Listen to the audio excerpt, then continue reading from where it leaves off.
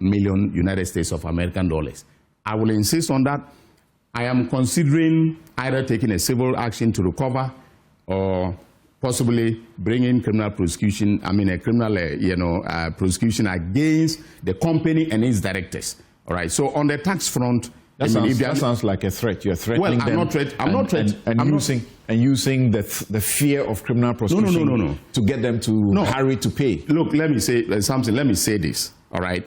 I can make the evidence available to Ghanaians, and every person who looks at the evidence will, confirm that what I'm saying is not a threat. I'm just simply putting out the objective facts. So, for instance, if I make available to you now the GRA letter confirming the 22 million, and I tell you that I'm going to collect it because that is my duty to make sure that, there's accountability.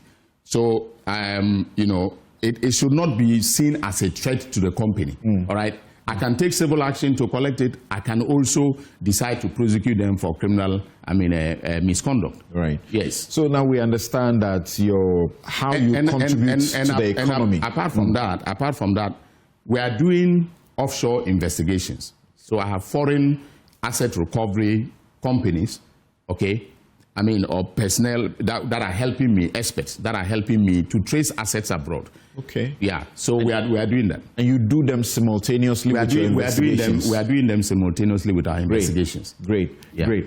So part of what I understand from you is that, for example, when we mentioned the Gold Board for Praise, yes, that was legislation that you midwifed. That is so. To assist them to be able to be where they are. So sometimes it's not direct, as in the contribution. But that sounds like a direct contribution.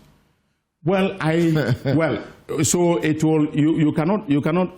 If the law is operationalized, efficiently and effectively, okay, then it makes a direct contribution. That's right.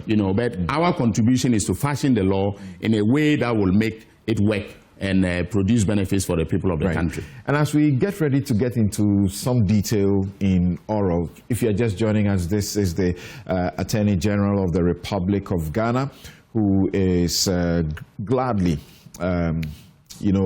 indulging us because his attitude also has been that he wants to be open and frank and accountable to the people of the Republic. Dominic Akuritinga, Ayine, he is answering some of your questions. And I realize that as we put out the flyer, many of you, your concerns had to do with oral. There is more to what they have to do than oral, but we'll take some time on oral. Critics say that you are aggressively pursuing opponents to recover loot, while at the same time, you are freeing individuals who are associated with the NDC. Do you regret your early decisions involving, nollie prosequi filings and the famous 60% bargains? No, I don't. And something, you've known me for many years. If I don't believe in something, I wouldn't do it. And when I came into office, I did an objective professional assessment of all the pending cases. And remember, I keep reminding people that I was involved on the other side as defense attorney, right? If I didn't believe in the innocence of my clients, I would not, in some cases, I would not have, participated in, as part of their defense team, okay? So I had an insider view of most of the things that happened. So, for instance, we take, Saglemi, okay? Saglemi, by all standards, was poorly investigated, all right? And the charges were poorly thought through. I'm saying this with all due respect to the people who drafted the charges, to the, state attorneys who were involved. I believe in their professionalism and I respect, their knowledge of criminal law a lot, all right? In fact, some of them are better than I am when it comes to criminal law. But I did an objective assessment. And so I give the Saglemi case as an example. Now, if you look at the case, they were talking about $200 million, all right, of funds, that were misused, or loss to the state as a result of the actions of the persons who were charged, including my then client, Collins Dowda. All right. Well, we did an assessment of it. Collins Dowda was charged with causing financial loss to the tune of 200 million. But Collins Dowda was in the ministry for a very short period. At the time that he was leaving, only $94 million had been expended. Okay, so, I mean, something tell me, by what stretch of imagination can you charge a person like that with, with causing financial loss to the tune of 200 million, except to say that maybe his actions that, he took in office triggered the entire loss, all right? If you cannot directly attribute the entire loss to him, there was no point charging him with causing financial loss to the tune of 200 million. You know, but that wasn't even, as bad as saying that, he issued false certificates, okay? A minister does not issue IPCs, interim payment certificates, all right? The interim payment certificates are, issued by the consultants who go to the ground, assess the work done, all right, value it, and they say, look, this is how much, the state ought to pay to this person. Yeah, and then they are the ones who then write to the minister, and the minister just writes to Minister of Finance to say that, look, this IPC has been presented, please go ahead and pay. So unless they are saying that the minister ought not to have taken the advice of the consultants, okay, then you cannot attribute the false character of the IPCs, all right, to the minister, okay? So I did an objective assessment of the minister all has supervision. Yeah, you have ministerial responsibility, right, for your sector. That's right. Right. But when it comes to, technical matters, such as, a construction project, you have technical people working on and advising the minister. So I don't know by what means a minister is going to be able to say that this IPC ought not to be paid because it is false. That it does not reflect what is on the ground. When you have AESL, a government, a designated or a entity that does the professional work of, consulting on government construction Ultimate projects. responsibility, the buck stops with you. If you have to do due diligence to ensure that some wrong does not occasion us loss, and you fail, you should take the responsibility for it. Well, I do concede that you should take responsibility for it, all right? But, criminal liability is specific. Can you actually say that the intent is attributable to the minister when you say that the certificate is false, right? What about the person who issued the certificate? Why were they not being prosecuted, as a result of, the determination by the then Attorney General that these certificates were false, all right? So the point I'm making is that I did an objective assessment of all these cases. And of course, if you take, Cocoa Board, the Opuni trial, as a lawyer, I'm sure you were following it. There was, reasonable doubt, a lot of doubt as to whether or not, right, the persons who were standing the trial were actually, criminally liable. The question people have asked is, why don't you leave that decision to the courts? Well, if I have assessed a matter, okay, and I have come to the professional opinion that this ought not to have gone to trial in the first place, there's no point wasting the state's resources in conducting a trial when I know that down the line, all right, the state is going to lose.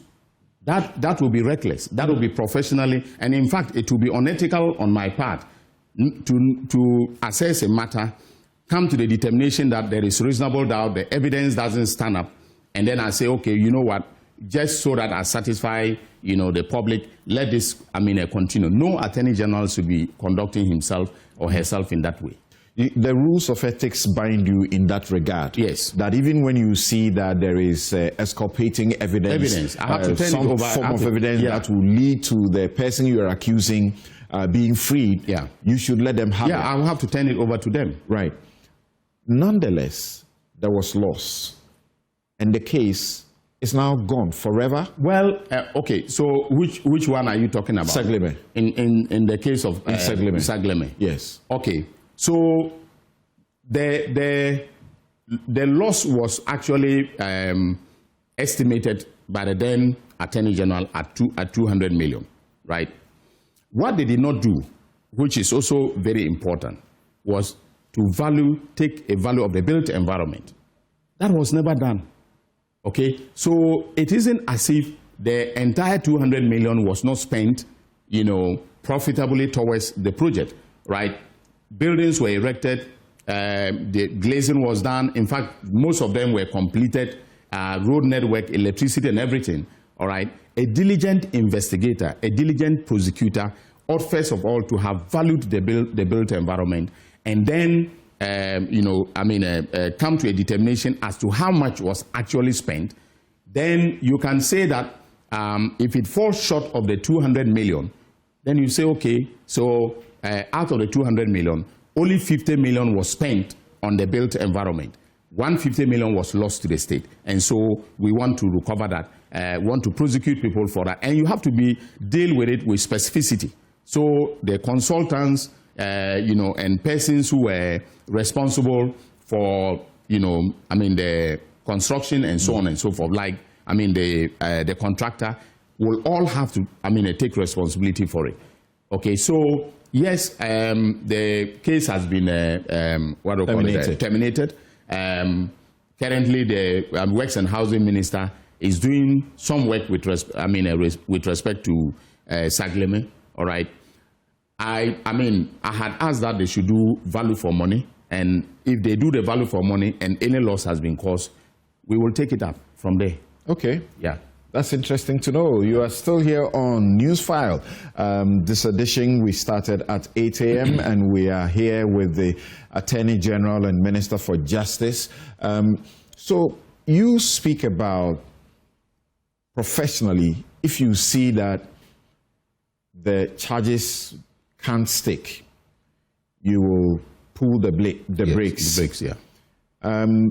How about those matters where, like Kwabena Dufo, the banking crisis issues, yes, where you agree to take a 60%, and let them go? People have questioned that. Yes. And that is bias. It is simply because you cannot be seen to prosecute your own. Like Collins Dada, like Kwabena Dufo, you just can't prosecute them. That is not so. You see, the banking sector cases were being treated differently, right, by me. Because I took the view that despite the weak nature of the charges, okay, so for instance, I'll give you an example. If you say that financial loss has been caused by a bank because the bank took liquidity support from the Bank of Ghana, and that liquidity support, was misapplied, okay? How was it misapplied? Now, if you take banks generally, right, banks are in the business of taking risk. They lend, and sometimes those who take the loans default, probably not due to anything, any fault of theirs. They may default because the business has gone bust and so on and so forth, all right?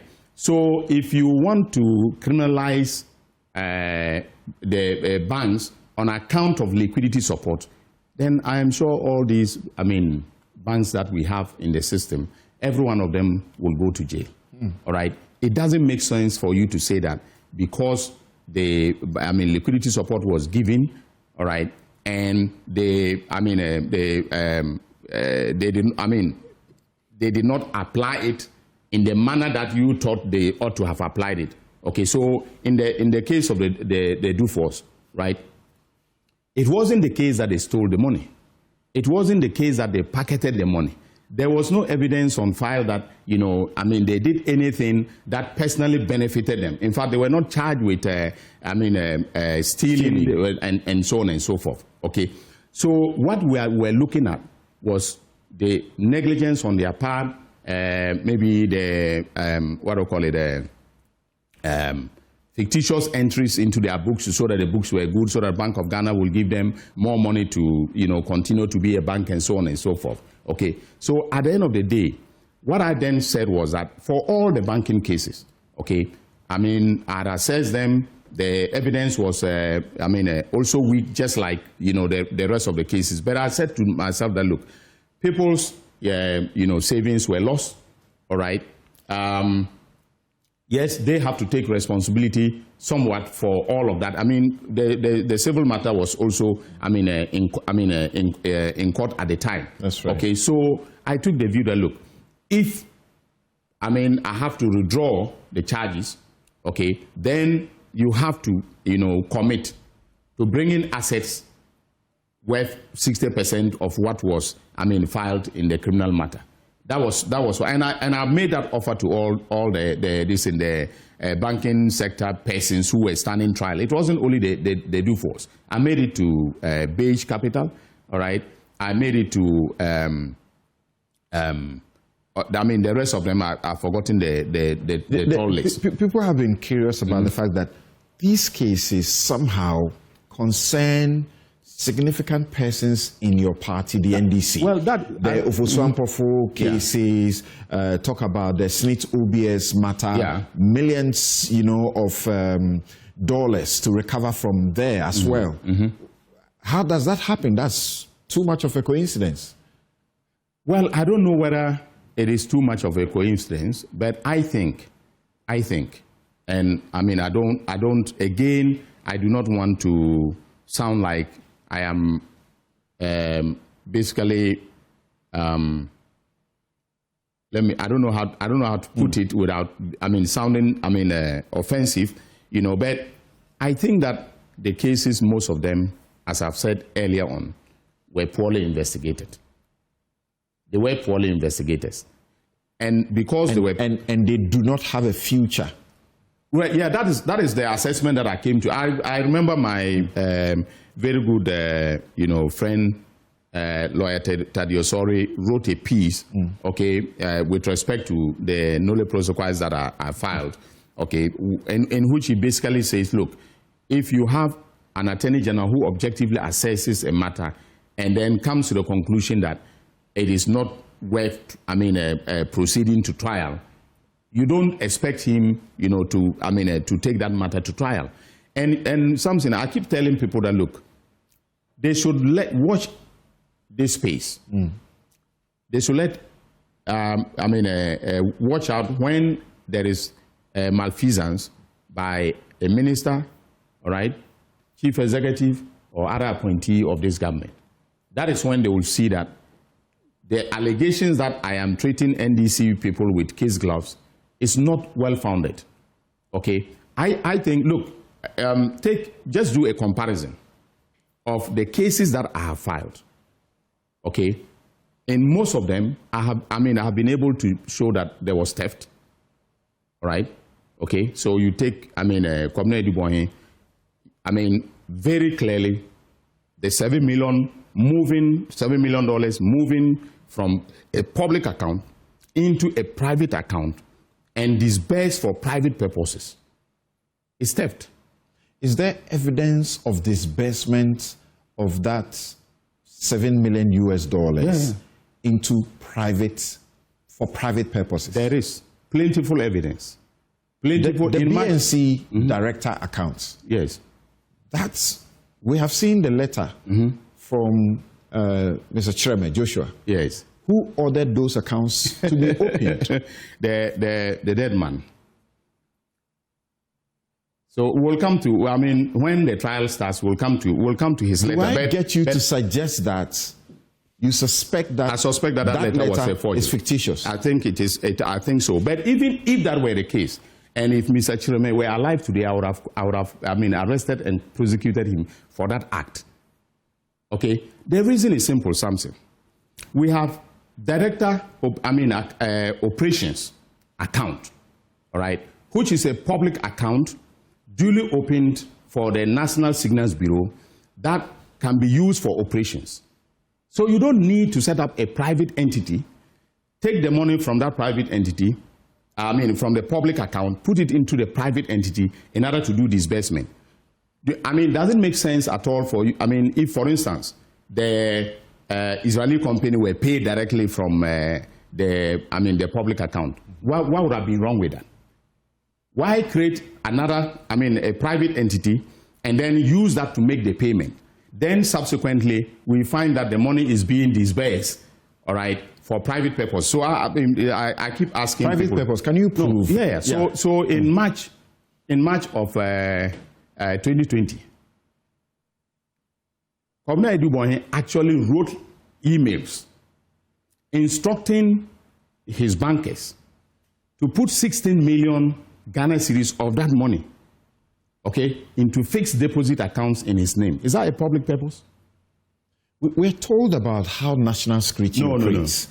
For example, the properties that you list. Yes. Can you trace these monies to those properties? Yes, I can. We're being shown, and as it is panning out in the courtroom, that your case is crumbling by the day. No. That is far from the because the formerly accused, now your witness, is now giving evidence to corroborate that these movements of money and the operations were normal and standard. No. You see, they were asking questions about movement of money with Ghana must go banks, that whether that is normal at the national security. And then she said yes. All right. That had nothing to do with the 49 million. She wasn't answering the question to the effect that the 49 million was brought to national security in, Ghana must go banks. Okay. She was answering a question that is general about national security operations and how they move money and so on and so forth. Okay. But my point is that if you look at our evidence, look at the witness statement of the investigator, all right, you will see how the monies were spent. And I've just given you one example. In the witness statement of the investigator, yes, it corroborates what you say in your filings in the courts. Yes. To say that the security cyber defense system device was not delivered. Yes. But we have seen letters from the Israeli company confirming that these were delivered. No. There were two. If what the Israelis wrote is true, right, then we have to have two pieces of equipment delivered for him to, not be guilty. I see. Yes. Because you look at the evidence of the Director of Finance, there was one that was legitimately paid for directly from the public account. And that is the one that, Kwabena Edubonhe and his lawyers want Ghanaians to believe was delivered pursuant to the purchase, the purported purchase, purchase transaction that he engaged in. All right. So if he has to, be exonerated, he has to present two pieces of equipment. The cyber, equipment has to be two. But you see, the disbursement, the trail of disbursement of the funds, okay, the paper trail is there. The paper trail is there. And I don't see how you can say that because you are national security, of course, your expenditure should not be as transparent as, a normal organization, okay? Because you have to have money to pay informants, you have to have money to do subterranean operations and so on and so forth. Yeah. But that is not what the money was used for. So if you say that you are going to buy equipment. You have just confirmed that the money was used to pay for, at least part of it was used to pay for one device, which is delivered. No, not part of it. Not part of this money. No, not part of that money. This is separate. This is separate. This is separate. So we have invoices, genuine invoices from the director BNC account that went straight to the Israelis to pay for the cyber security equipment. All right. And then he mimicked that transaction in order to steal the $7 million that I am, prosecuting. So what do we make of the Israeli company ICS? Yes. ISC? Yes. What do we make of their letter, which has been public now? That confirms, which is current, that confirms that the machine was, as it were, paid for. That letter, as I keep saying, relates to the genuine purchase and not to the fictitious, purchase that was engaged in by Kwabena Adubohi. Interesting. Yes. Okay. So we can show that, there was, a purchase of a piece of equipment that was paid for from another account, and then he then tried to mimic that in order to steal the money.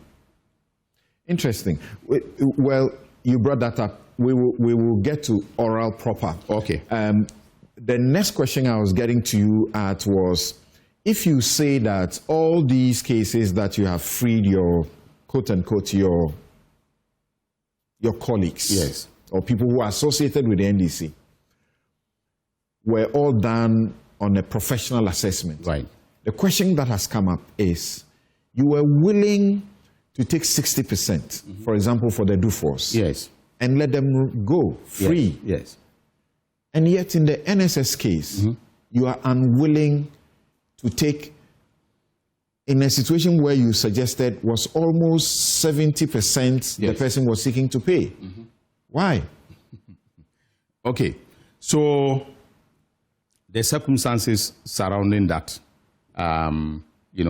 because the case is also pending and the lawyers, are talking to me, I would not want to give further and better particulars, as we say, all right? But it is the circumstances surrounding it. Remember that when I did the plea deal with, I withdrew the case of the Dufours, all right, the Unibank, charges, right? And I announced that I had agreed that they should bring about, a 60% of, the value of the criminal charges in order for me to draw the charges. You remember the reaction of Ghanaians was that, somebody jokingly put it on Facebook that now the Attorney General says if you steal 10 goods, right, you bring 6 back and then keep 4. And then he added that then the Attorney General will go behind and then take a part of the 4 that he has asked you to keep. Okay. Now, that was the public sentiment. Okay. And it was a very strong public sentiment. I remember there was a global info analytics survey around that time. Okay. And then my friend Musa Dankwa, all right, the issue of my accepting, 60% became, very problematic. That's right. All right. So the reason why I rejected this is that I am being, stricter when it comes to plea deals. Now I tell people that you go to court, right? You make your application, for a plea bargain to the judge. The judge will oversee it, okay? And under the auspices, of the judicial process, we will be able to come to an agreement. So prior to filing, the offer was made prior to filing, and then I rejected it. So you mean not because I want the person to definitely go to jail, right? If they make that proposal and the judge is amenable to ordering us to settle, all right, the possibility is there that I could accept it under the auspices of... But you are supposed to lead that by the plea bargain, legislation. Yes. You are supposed to lead that. You are supposed to present before the judge that this is what the accused has. Yes. And that you agree or you don't agree before the judge will make a decision. Yeah. So, at that point in time, I will make a decision as to whether or not to agree, to the proposal. So you are not saying that for the people you are putting on trial now, or you have put on trial now, if they come seeking a plea deal, you will not grant them. No, that's except that you will grant them on the basis of they being convicted? Well, I will be happy if they plead guilty, under Section 35, for instance, of the Cost Act. Okay. They plead guilty, they make restitution, and then they get a non-custodial sentence. That is the law. That is and what, a restitution of 60% no, will be acceptable? Not necessarily 60%. I would be happy to have 100% restitution. All right, that's what I'll be aiming for. But if they make significant restitution, and within the context of the judicial process, we think that this is something we should accept. The accusation is that if you accepted it for a member of your party, you should accept it for members of the opposition as well. Well, for the members of my party, as you are saying, I didn't see them as such. I saw them as Ghanaians who were being prosecuted, and I had assessed the situation, and I thought that this, ought not to have gone to court in the first place. But I took a strong position, and I imposed the 60% on them. And they didn't offer me 60%. In their case, yes, they don't get convicted. They walk free without a criminal record over them. That is so. But in these cases, if they are going through the plea bargain according to the Plea Bargain Act, so to speak, the amendment, they must first appear before a court, plead guilty, they'll be convicted. They are ex-convict for life. Well, before you accept their money. And they are giving you in excess of 70%, and you are declining. I don't think that, they necessarily have to plead guilty. My view of the plea bargain regime doesn't convince me that they have to necessarily plead guilty. Within the framework of that law, it should be possible for me to take the money and withdraw the charges, or even enter into a deferred prosecution agreement with them. I can do that. Okay. Yes. So I just want a process mediated by the judge, so that I do not walk off, being seen as being arbitrary. But you know that by the law, you must lead that process. No, they have to make a proposal to me, right? And then I will assess the because proposal. In fact, they will not make that proposal to the judge. They will make it to you. Yeah, they will make it to me, but it will be part of the court record. Okay. So the judge will definitely be, part of the process of determining whether or not, the plea bargain proposal is accepted. We're right here with Dominic Ayine. There are a couple more questions that we need to get him to respond to, including some reforms that have been promised, including the tribunals. They said they were going to, from the president, that we're going to jail the kingpins of Galamsey and all. What is happening in that regard? Of course, Ofori-Attah's extradition, after he had sent the extradition packets, what else is he doing? Is he responsible for Ofori-Attah's current predicament? We'll be right back. You're welcome back. This is News File, your most authoritative news analysis platform. And in the last hour, we have been interacting with the Attorney General and Minister for Justice, Dominic Ayine, on a number of issues about their contributions to the stability of the currency and the economy, in the performance, in the manner that has received general plaudits from Ghanaians.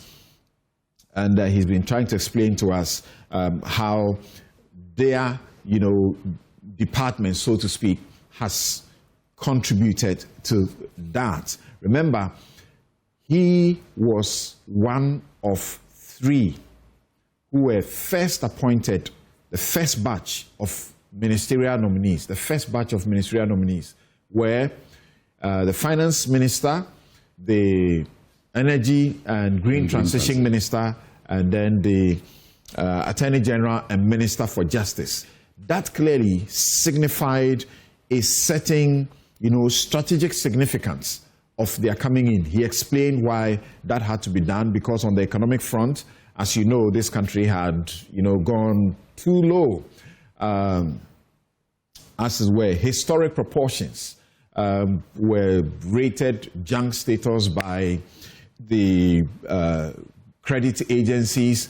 For the first time, people's money, pensions, had to be, the government had to dip its hands into people's pensions.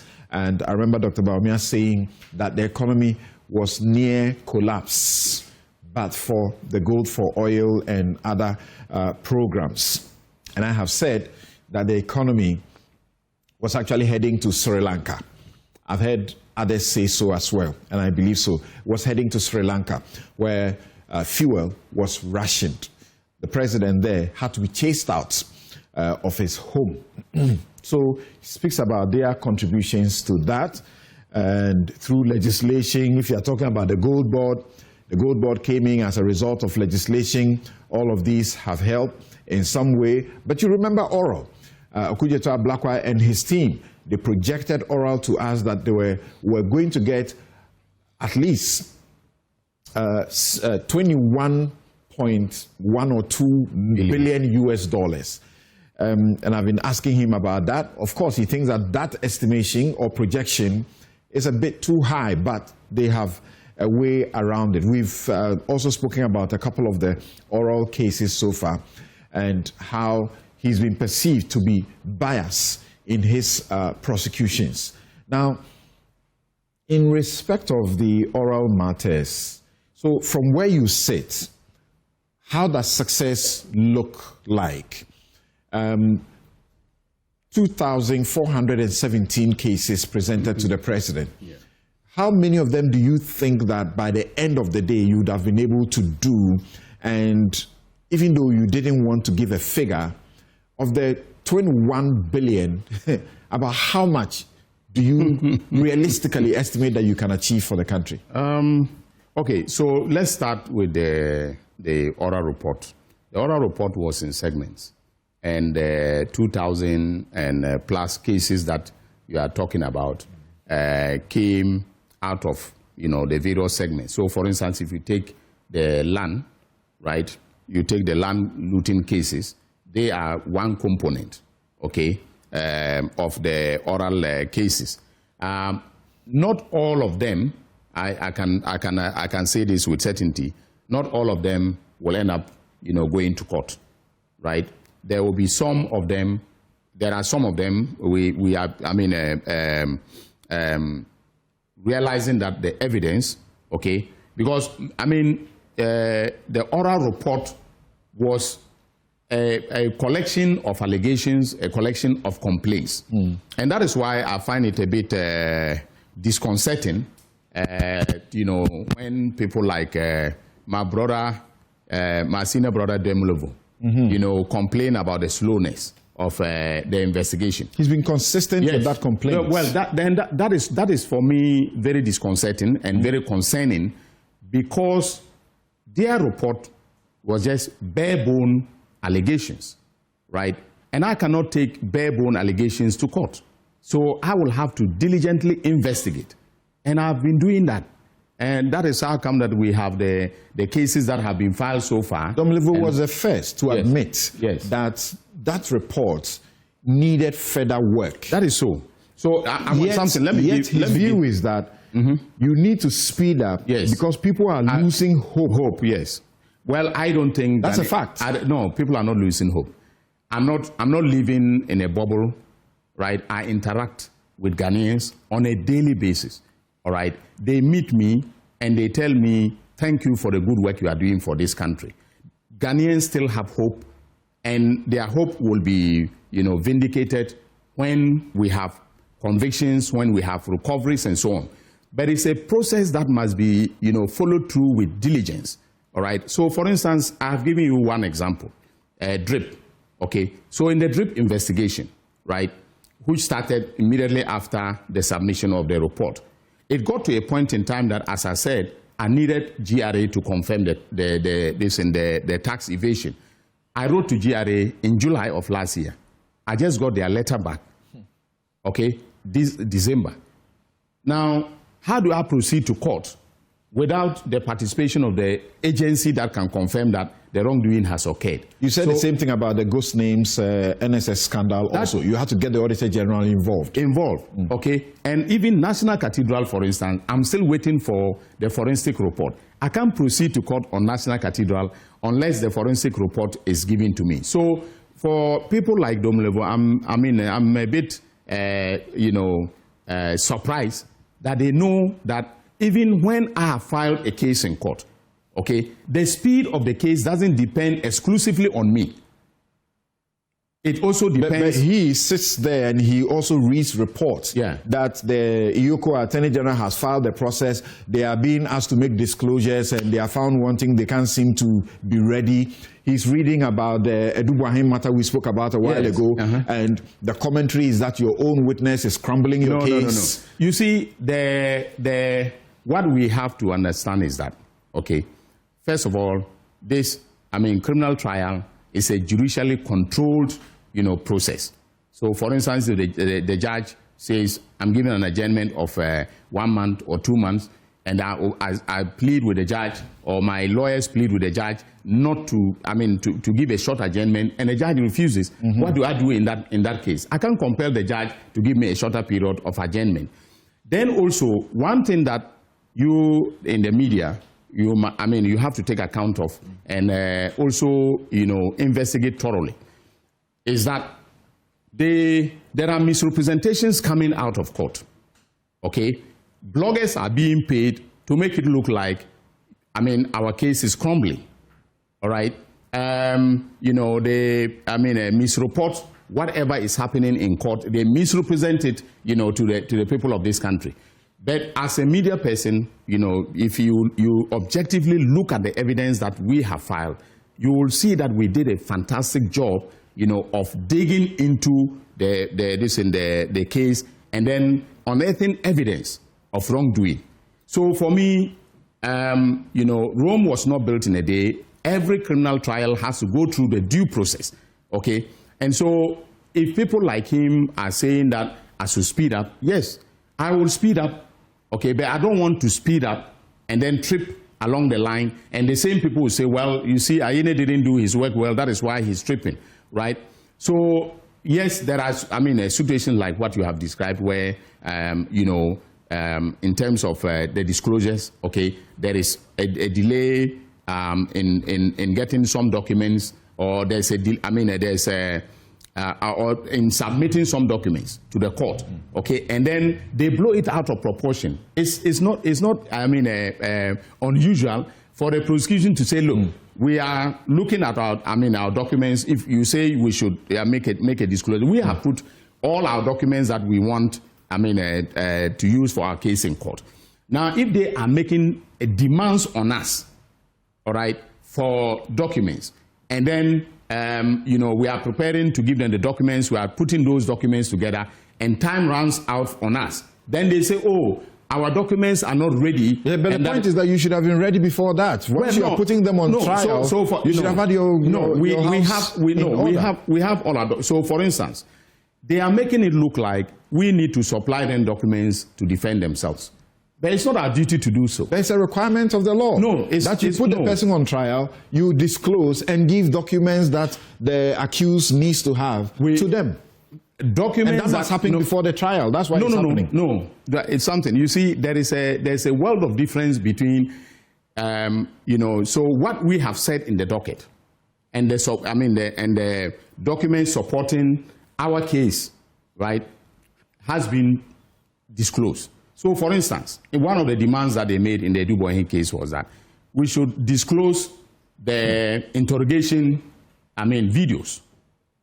All right. Now, that is not something that we were putting forward in our case. We have our docket built. We have all the statements of the accused persons, of witnesses, and so on and so forth. That was our case that we took to court. Then you say, okay, make available to us the, the interrogation videos.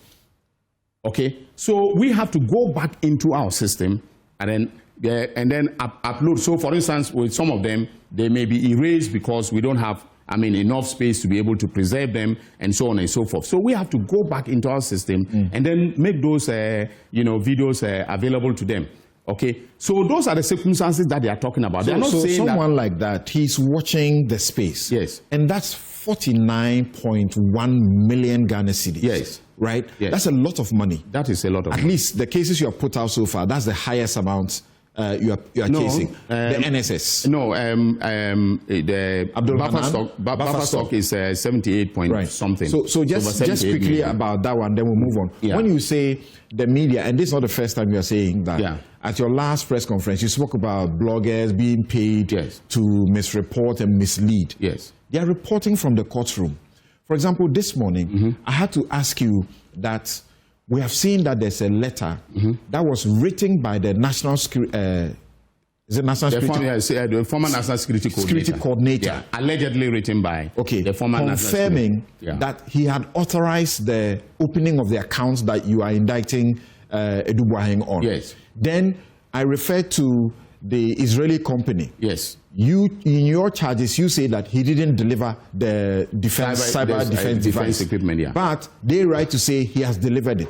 If this is what the bloggers are reporting, and then your witness in court also confirming some of the things and they are reporting, what is it about somebody being paid or somebody doing misreporting?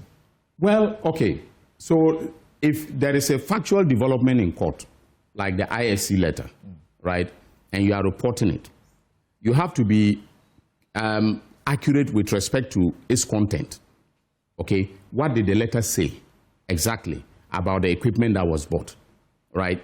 Did they say that the equipment that was bought, the money came from the BNC, the private BNC account? Is that what they said? What they are interested in is that they purchased the equipment and it's been paid for. And you say it wasn't delivered. Until you explain here, I didn't know that there were differences. There were supposed to be two devices. Yes. So maybe you don't blame the bloggers.